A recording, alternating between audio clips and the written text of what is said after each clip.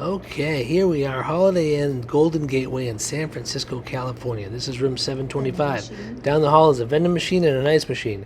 There's Coke products. There's vending and ice on every other floor. You walk into the room. It's a pretty normal hotel room. You got a bathroom, normal bathroom, toilet, shower tub, sink, mirror. Kind of normal. What you expect. Mirror, everything normal. The rest of the room also pretty normal. You've got a TV. You've got some storage. In the storage, I didn't show it. There's a Keurig and a fridge. This was a single bedroom, but they've got other ones too. You got some plugs here, normal USB and a USB-C, window and normal plugs too.